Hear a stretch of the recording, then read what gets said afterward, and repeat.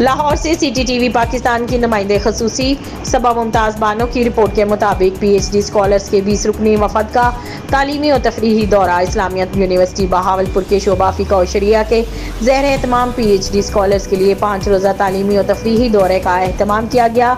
शोबा फ़िक़्ह और शरिया के चेयरमैन जनाब प्रोफेसर डॉक्टर अब्दुल गफ्फार की रहनुमाई में 20 रुकनी वफद ने कराची की मुख्तलिफ जामियात का दौरा किया। बहावलपुर स्टेशन पर प्रोफेसर डॉक्टर अब्दुल गफ्फार ने तुलबा को तफरीह से मुतालिक इस्लामी आदाब और अखलाक के लवाजमात से आगाह किया। आपने फरमाया कि इस्लाम तामीरी तफरीह की चंदा नफ़ी नहीं करता, बल्कि ज़रूरत इस बात की है कि इस तफरीह को भी इस्लाम की जानिब से दी गई इजाज़त और बयान करदा हदूद व क़यूद में महदूद किया जाना चाहिए। वफ़द की मुलाकात मुख्तलिफ उलमा इकराम और ज़िम्मेदार हज़रात से करवाई गई और मराकिज़ के मुख्तलिफ शोबाजात की तफसीलात से आगाह किया गया। वफ़द को मुख्तलिफ तालीमी और तरबियती सरगर्मियों और शोबा नशर व इरशाद से भी आगाह किया गया।